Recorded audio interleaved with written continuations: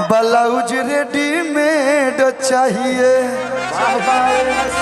मैं याद पहले बड़ा सा लड़का है मेरा, लेकिन आज हमने क्या बनी शादी है आज बियाह में हमने क्या बनी दीपक भाई के बड़ी सहयोग रहा भाई के बहुत बहुत धन्यवाद। दीपक तिवारी दिल से धन्यवाद भाई। शुभ विवाह में जब रामो जी गईल हुई है तो घर के जमाने में जो गाली गीत गवात हुई तो गवाइल हुई। भाई लोग के डिमांड बा हम अपन एल्बम में गावत रहनी। एक दिन आप ही के साथ मैंने शो में गाया था सासाराम, काफी वायरल हुआ था। इसके बाद एक दो शो में और गाया, इसके बाद हम गाना बंद आप विश्वास नहीं कीजिएगा, ये गाली गीत इतना हम लोग का वायरल हुआ कि अब तो सब गाने लगे। लेकिन जब मैं अभी अमेरिका गई थी, वहाँ भी ऐसे तो मैं गई थी अपने भोजपुरी को परसेंट करने के लिए, भारत की तरफ से भेजा गया था। लेकिन वहाँ भी डिमांड ये सब गाने का भी था। दुनिया के कोई भी कोने में चल जाइए, जब तक हाई गीत ना गवाई तब तक पूरा कैसे होई कि अपन खोरिया बाहर कौन पापा, अरे अवतारे दुल्हा दामाद तो बैठे के मांगस दुल्हा टेबुल या कुर्सी हो, लड़ने के मांगस मैदान। हमार बाबा के बियाह भइल रहे तो ये गीतिया गवाइल रहे, बाबूजी के भइल तबो गवाई। आपके में भी तो यही होगा, हमरो में यह गवाइल। चंदन संभार चौका बैठाए कलुआ दुल्हा, चंदन संभार चौका बैठाए कलुआ दुल्हा, चंदन संभार चौका बैठाए कलुआ दुल्हा, बैठा कलुआ दुल्हा, बैठा कलुआ दुल्हा, बैठा कलुआ दुल्हा, बैठा कलुआ दुल्हा, चंदन संभार चौका बैठाए कलुआ दुल्हा।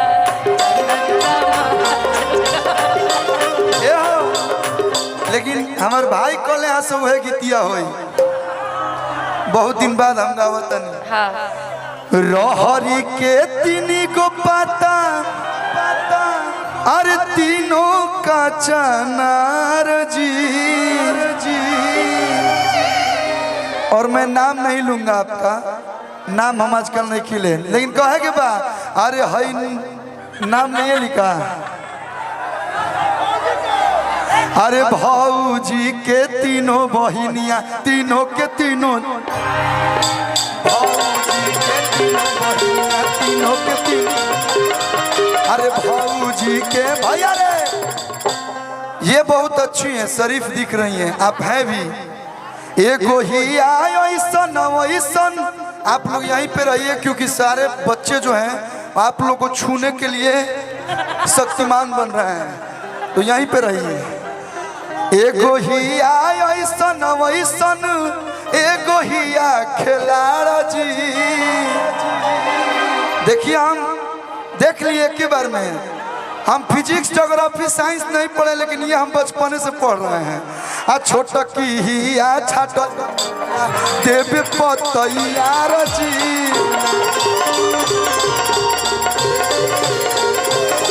अरे छोटा की ही आ छाटा देवे पतैयार जी।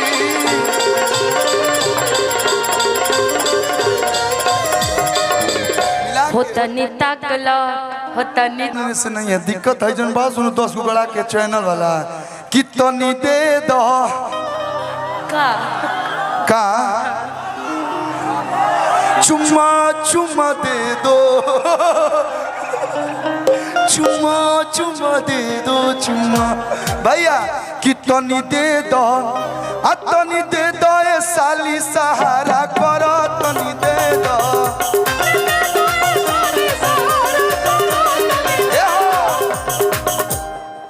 कि गरम की जाड़ा में चॉकलेट लगली, चॉकलेट लगली। ये जानते हैं ये 5 स्टार इधर डेरी मिल्क है। आयो चॉकलेट लगली, देखते चाचा के देखो तनी प्यार से, ओ हो चाचा हो। जियो लूटाए बाबा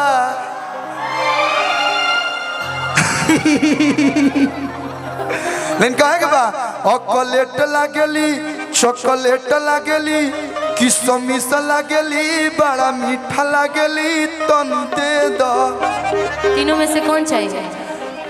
तीनों के बराबर अकेले तू ही काफी बड़। तनी दे दो ये साली सहारा करो तनी दे दो।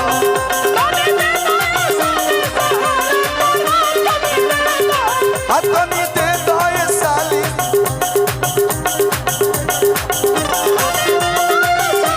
भैया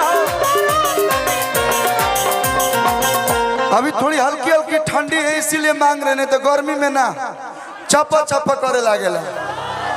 गर्मी में ओकराई लागेले फोकराई लागेले बाल खुलल बाटे देखे में डाई लागेले। एक ले जाए निशा सहारा करो एक ले जा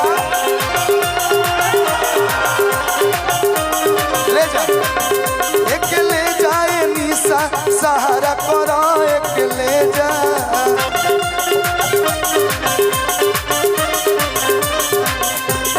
घूमत रहला गलिए गलिए घूमत रहला गलिए गलिए घूमत रहला गलिए गलिए घूमत रहला गलिए गलिए गदहा चढ़ के अइला हो गदहा चढ़ के अइला हो गदहा चढ़ के अइला हो गदहा चढ़ के अइला हो।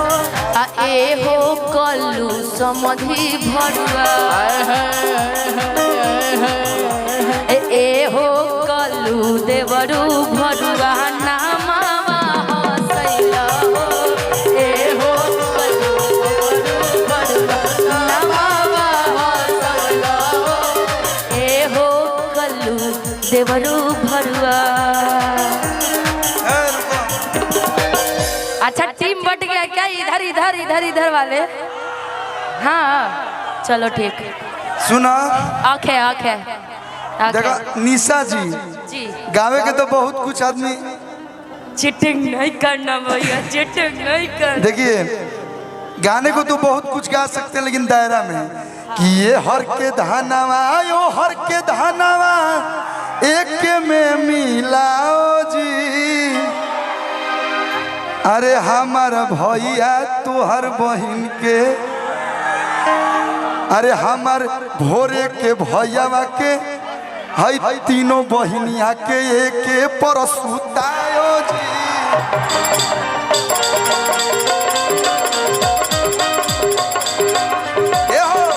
ए हर के धनवा यो हर के धन एक में मिलायो जी।